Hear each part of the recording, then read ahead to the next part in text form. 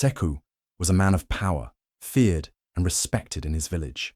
He ruled his home the same way he ruled his people, with strength, without question. His wife, Lerato, was gentle, kind, and beautiful. But when whispers reached Seku's ears that she had betrayed him, rage clouded his mind. One stormy night, he dragged Lerato through their home, past the servants who dared not look, and down to a small hidden chamber beneath the house. She pleaded, her voice shaking, but he would not listen. "Stay here until I decide your fate," he said, locking the heavy wooden door. The key felt warm in his hand, as if the house itself disapproved. The first day she screamed. She banged on the door, begging to be let out. The second day, she wept. Her sobs seeped through the cracks in the wood, haunting the halls of their grand home. The third day, there was nothing. Silence.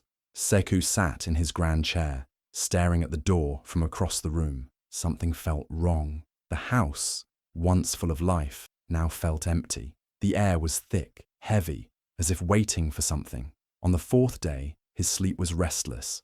He heard whispers, soft and unfamiliar. They weren't coming from outside, nor from the villagers. No, they came from inside the locked room. But that was impossible. Lerato was the only one inside. On the fifth day, the whispers became clearer. They called his name, voices layered over one another. Some were deep and ancient, others soft and sorrowful. He pressed his ear against the door. A breath, warm, human, exhaled from the other side. He stumbled back. His hands shook. On the sixth day, he could take no more. He rushed to the chamber, his heart pounding. He fumbled with the key, forcing it into the lock. As the door creaked open, a cold wind rushed past him, sending chills down his spine. The room was empty. Lerato was gone, but something else was inside. The walls were no longer the smooth stone they once were. They pulsed as if alive, veins of darkness stretching across them. The air smelled of earth and rot. And in the center of the room stood a figure. It wasn't Lerato. It was something wearing her shadow, taller, its limbs too long, its eyes empty. It smiled. Seku stumbled back, but the door behind him slammed shut. The whispers returned, louder now, no longer just calling his name. They spoke of secrets, of sins, of things buried beneath the earth long before Seku was born. They spoke of what happens when love is caged, when kindness is punished. Seku screamed, pounding on the door just as Lerato once had. Outside, the house remained eerily silent. The servants avoided the chamber. The villagers whispered of a curse. Days passed, then weeks. The great leader's house stood empty, but at night, if one walked past, they would hear it. The whispers, the sobs, the sound of someone begging to be let out. The door remained closed.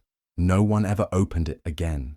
Seku was a proud man, a leader who valued his reputation above all else. His wife, Lerato, was known for her healing hands. She could cure fevers, mend broken bones, and bring peace to restless souls. The villagers came to her in times of need, and she never turned anyone away. But then, the rumors started. A child had died, despite Lerato's care. A man claimed to have seen her speaking to the wind.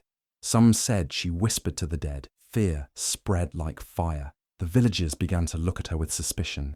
And soon, Seku did too. One night, he returned home with anger in his eyes. "They call you a witch," he said. Lerato shook her head. "I've only ever healed." But Seku did not believe her. Fear of shame burned hotter than love. He dragged her to the farthest room in their home, a place no one entered, a place with no windows, a place where secrets were buried. "Stay here," he said. "Stay until I decide what to do with you." He locked the door. The first night, Lerato knocked softly, calling his name. The second night, she wept. "I have done nothing wrong," she whispered. The third night, she was silent. Then the village began to change. The river that had always flowed strong turned to dust. The crops, green and full, withered overnight. The children, laughing and playing just days before, grew weak, their eyes dull, their small bodies burning with fever. The villagers ran to Seku. "The land is dying," they cried. "The gods are angry." Seku's heart pounded. He told himself it was a curse, a punishment from the spirits. It had nothing to do with her, nothing to do with the woman he had locked away. But then came the voices. At night, they whispered from behind the locked door. They were not Leratos. They were deeper, layered, voices of things that had no place in the world of the living. They called to him. They laughed. Still he did not open the door. More days passed. The village became a graveyard. The elders came to him. "Open the door," they said, "before it is too late." His hands shook as he held the key. The house was silent, but he could feel something waiting on the other side. He unlocked the door. The room was no longer just a room. The walls pulsed as if they were alive. The air was thick, heavy with something unseen. The floor was covered in ash, and in the center of it all stood Lerato. She did not look at him. Her feet did not touch the ground. Her skin was pale, her eyes black as the deepest night. She smiled. "Seku," she said, her voice both hers and not hers. "You locked me away." Seku stepped back. "Lerato, She raised a hand. He could not move. He could not breathe. "You feared me," she whispered. "Now you will understand fear." The door slammed shut. Seku screamed. No one ever saw him again. The land healed. The water returned. The children laughed once more. But in that house, in that locked room, the whispers never stopped. Seku was a man of power, but power often comes with fear. His wife Lerato was kind and wise, yet the villagers feared her. They whispered that she was cursed, that shadows followed her wherever she went. Seku, once proud of her wisdom, now saw her as a danger. He could not let the rumors spread. He could not let shame fall upon his name. One evening, without a word, he grabbed her wrist and pulled her through the house. She did not fight him. Her eyes held no fear, only sadness. He led her to a small dark room, one with no windows, no light, no escape. "I am not cursed, Seku," she whispered, but he had already shut the door. The key turned in the lock, and silence filled the house. That night, the whispers began. At first, he thought it was the wind, soft voices, distant, like a memory just out of reach. He ignored them. But as the hours passed, the voices grew stronger. They did not come from the room. They came from the walls. They spoke in languages he did not understand. Some cried, some laughed, some whispered his name. Seku pressed his hands over his ears, but the voices seeped into his bones. He could hear them inside his head, crawling through his thoughts like insects. The next day, he did not go near the room. He refused to check on Lerato. He told himself she was fine, but the whispers did not stop. By the third night, they grew desperate. The voices no longer spoke, they screamed. The walls trembled, the ground shook. The house, once his kingdom, felt like a prison. He could not sleep, he could not eat. Shadows moved where there should be none. Cold fingers brushed against his skin when no one was there. Still, he did not open the door. On the fourth night, something changed. The whispers stopped. Silence stretched through the house, thick and unnatural. It was worse than the voices. It was the silence of something waiting, watching. Seku could take no more. With shaking hands, he grabbed the key and rushed to the door. He hesitated only for a second before turning the lock. The door creaked open. The room was empty. Lerato was gone. But the walls, oh, the walls. They were no longer made of stone. Faces pressed against them, twisted in agony. Mouths opened and closed, yet no sound came out. Hands reached out, stretching from the surface like they were trying to escape. Seku stumbled back, his heart pounding. These were not just spirits. These were his ancestors. They stared at him with hollow eyes, accusing, demanding. And then, in the center of the wall, a familiar face appeared. Lerato. Her lips curled into a sad smile. "You locked me away," she whispered, "but I was never alone." Seku tried to run, but the walls closed in. Cold hands gripped his arms, his legs, his throat. The house groaned as if it were alive. Then there was only silence. The next morning, the villagers found Seku's house abandoned. The door to the locked room stood open, revealing nothing but cold, empty stone. The whispers were gone. But sometimes, at night, if one pressed their ear against the walls, they could still hear them. The cries, the laughter, the whispers of those who were never meant to be forgotten. Seku was a man who believed in fate. The elders had warned him since childhood. His wife would be his downfall, a prophecy whispered from generation to generation. On the night of his wedding, as Lerato stood before him, beautiful and full of love, fear took hold of him. He could not risk it. As the village celebrated, Sekou took Lerato by the hand and led her to a hidden chamber deep within his home. It was dark, windowless, and silent. She looked at him with confusion. "Why?" she asked. "You are my wife," he said, voice cold. "But I cannot let you ruin me." Lerato did not fight. She did not beg. She simply looked at him, her dark eyes filled with something he could not understand. Then he locked the door and walked away. The first night, he slept peacefully. The second night, he felt uneasy. The wind outside whispered, carrying a voice he swore sounded like hers. By the third night, he fell sick. His body burned with fever, his mind clouded with nightmares. Every time he closed his eyes, he saw a shadowy figure standing at the foot of his bed. It never moved, never spoke, only watched. The days passed, and Sekou grew weaker. The village healers could not help him. No remedy could cool the fire raging in his body, and every night the shadow grew closer. One evening, unable to bear it any longer, he stumbled toward the locked chamber. His hands trembled as he turned the key. The door creaked open. The room was no longer empty. Lerato stood in the center, her wedding dress untouched by time. Her face was pale, her lips curved into a sad smile. "You have finally come," she whispered. Sekou's breath caught in his throat. The air felt heavy, thick with something unseen. "Lerato," his voice cracked. You feared me," she said softly, stepping forward.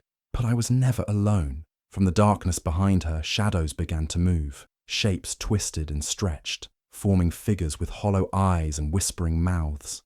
They surrounded her like a veil of night. Sekou stumbled back, his heart pounding. "What are they?" Lerato tilted her head, eyes gleaming.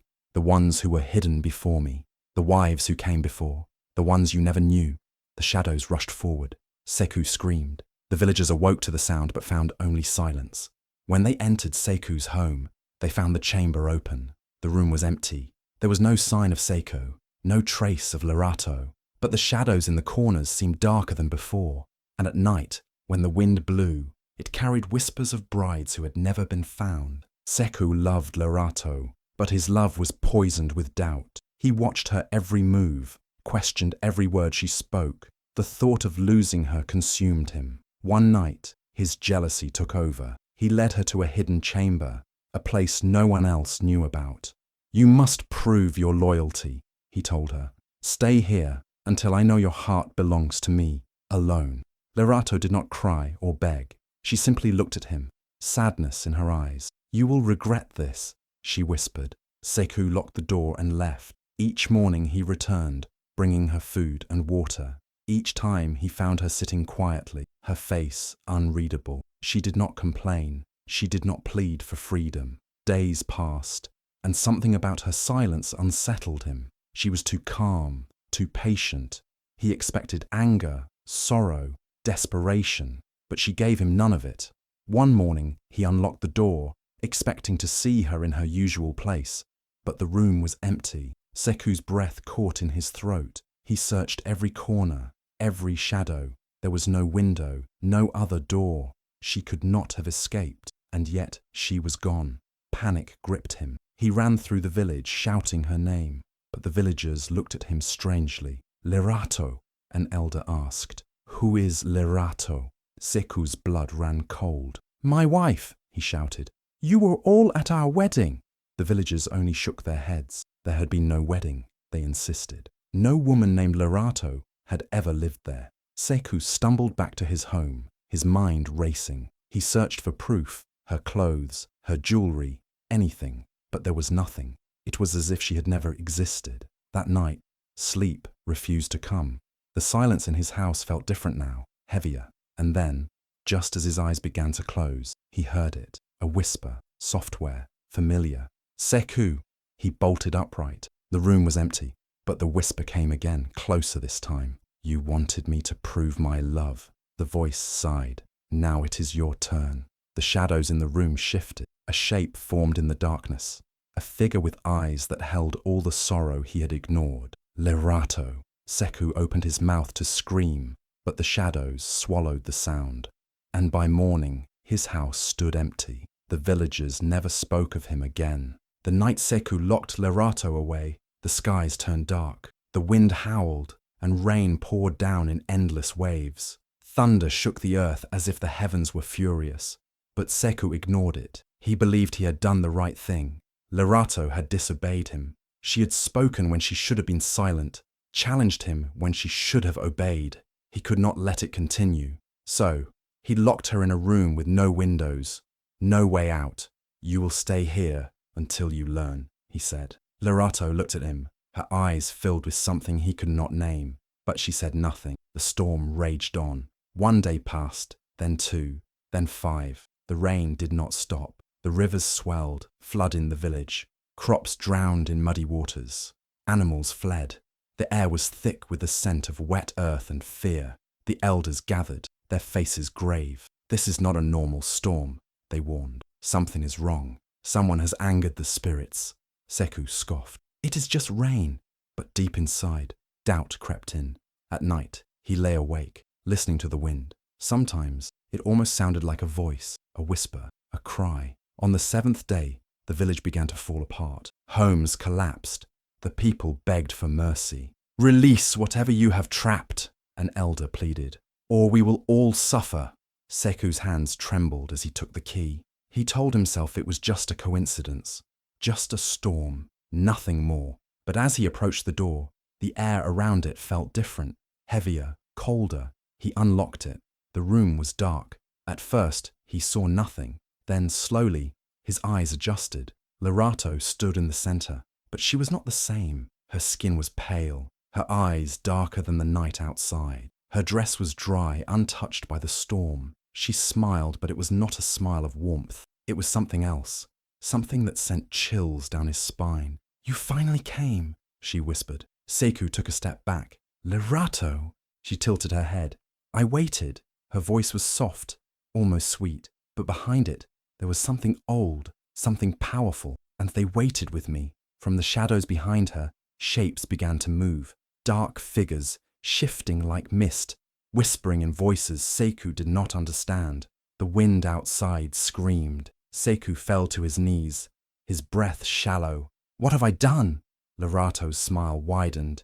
"You tried to control what was never yours to control." The storm outside reached its peak. The walls trembled, the door slammed shut, and Seku was never seen again. Seku believed punishment was the only way to teach obedience. Lerato had spoken against him in front of the village, questioned his decisions, made him look weak. He could not allow it, so he locked her away in a small dark room, a place where no one would hear her. Each day, he visited her, not with kindness, not with love, but with reminders. "You were wrong," he told her. "You must learn." Lerato never argued. She never cried. She only looked at him, her expression unreadable. That silence unsettled him. He expected anger, regret, pleading, but she gave him none of it. Days passed, then weeks. The visits became routine. He would unlock the door, step inside, speak, and leave. But something about the room felt different each time. The air grew heavier, colder. The shadows stretched further than they should. And then, one morning, everything changed. Seku unlocked the door and stepped inside, only to freeze. Lerato was gone. The room was empty, except for a large mirror standing against the far wall. His heart pounded. He had locked the door himself. No one could have taken her, and yet she had vanished. Slowly, he walked toward the mirror. The glass was old, its surface slightly warped. He expected to see his own reflection, but what he saw instead made his blood run cold. It was Lerato. She stood inside the mirror, staring at him, but she was not the same. Her skin was paler, her eyes darker, her expression calm, too calm. Seku reached out, his fingers trembling. The moment they touched the glass, a whisper filled the room. "You never understood," Lerato's voice echoed. "I was never your prisoner." A cold wind rushed through the room. The door slammed shut. The shadows deepened. Seku tried to turn, but he couldn't move. His reflection in the mirror shifted. It no longer looked like him. It looked empty. And then, the world turned dark. The next morning, the villagers found Seku's house abandoned. The room where he had kept Lerato was locked from the inside. No one dared to open it. And the mirror remained, waiting for the next person to look too closely. The night Seku locked Lerato away, she did not scream or beg. She only looked at him with quiet eyes and stepped into the dark room. He shut the door, turned the key, and walked away, thinking it was over. But that night, as he lay in bed, he heard it. A song, soft, slow, haunting. A lullaby from behind the locked door. Sekou ignored it. He told himself it was nothing. But the next night, the song returned. And the next. And the next. The melody was gentle, yet it made his skin crawl. The notes carried through the house, slipping under doors and through windows, drifting into the village. People began to hear it in their sleep, waking with wet eyes and aching hearts. The elders whispered of spirits. The children hummed the tune without knowing why. The wind carried the song beyond the village, into the forests, the rivers, the graves. It reached places it should not have. Sekou's nights became restless. The song never stopped. It followed him, even in silence. Even when he covered his ears, it echoed inside his mind. He saw it in the eyes of the villagers, in the way they looked at him, not with respect, but with quiet fear. On the seventh night, he could take no more. With shaking hands, he grabbed the key and unlocked the door. The room was empty. No Lerato, no furniture, no sign that anyone had ever been there. Only darkness. Sekou stepped inside, his breath shallow. The walls pulsed, as if they were breathing. The air was thick, heavy with something unseen. And then he heard it.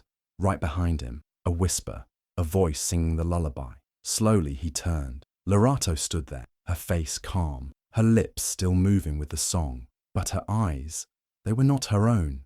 They held something vast, endless. Sekou tried to speak, but the words would not come. His body felt light, as if he were slipping away. The song wrapped around him, pulling him into its rhythm, into its story, into its truth. And then he understood. The song had never been for him. It had never been for the village. It had been calling something else, something that had finally arrived. The next morning, the village was silent. The people woke, but the air felt wrong. Sekou's house stood open, the door to Lerato's room wide. But there was no sign of Sekou, only a faint melody in the wind, a song that would never stop. On the night Sekou locked Lerato away, the house felt different. The air was thick, heavy, as if the walls themselves were holding their breath. Lerato did not scream or beg. She only looked at him with calm, unblinking eyes before stepping inside the dark room. He shut the door, turned the key, and walked away. That night, he couldn't sleep. A strange feeling crawled over his skin. Then he saw it. Under the door, shadows moved. Slow, shifting shapes that did not belong to Lerato. His heart pounded, but he told himself it was a trick of the candlelight. The next night, the shadows returned. They grew longer, darker, stretching out into the hallway. He held his breath as he watched them twist and dance, silent and knowing. Lerato made no sound from inside, not a word, not a cry. Only the shadows moved. Sekou refused to open the door. He told himself he was doing the right thing. The village elders had warned him. Lerato was cursed. She'd been seen speaking to the wind, whispering to the earth. She was not like the others. He had no choice. But the house did not rest. The shadows did not stop. Some nights, they grew so dark that they swallowed the light from his lantern. Some nights, they took shape, long fingers, twisted limbs, faceless heads pressing against the wooden door, watching him. The villagers began to notice. Sekou's eyes were sunken, his hands unsteady. He no longer stood tall as a leader should. "You must let her go," the elders warned. "Something is wrong." But Sekou refused. He was stronger than this. He would not be fooled by tricks of the dark. On the seventh night, the air turned ice cold. The shadows no longer waited for the night. They stretched out even in the day. Sekou could feel them behind him, brushing against his skin, whispering without sound. The fear was a living thing inside him now. He could not take it any longer. With shaking hands, he unlocked the door. The room was the same, the walls untouched, the floor clean. No sign of struggle, no sign of magic. And there, in the middle of the room, sat Lerato, smiling. Her face was calm, her hands folded neatly in her lap. But her eyes held something deep, something endless, a knowing, a secret she did not need to speak. Sekou's mouth went dry. He wanted to ask where the shadows had gone, but he already knew the answer. They had never been in the room. They had been inside him all along. Sekou stood outside the locked door, the cold metal key resting on his palm. Lerato sat inside, silent, waiting. She did not beg, she did not cry. That was what scared him the most. She knew something he didn't, and he could not allow her to use it against him. Without hesitation, he raised the key to his lips and swallowed it whole. It scraped against his throat, burning as it slid down. He coughed, gasped for air, but it was done. Lerato would never leave. She would never escape. That night, Seku's body betrayed him. A sharp pain twisted inside his stomach, as if something was trying to break free. His skin burned, sweat soaking his clothes. He tried to sleep, but the darkness behind his eyelids was not empty. A door stood there, tall, heavy, locked. It was the same door he had built to trap Lerato, but now it was inside his mind. The next day, his sickness worsened. The pain in his stomach deepened, spreading to his chest. Every time he closed his eyes, the door appeared again, closer, clearer. It was waiting for him. Days passed.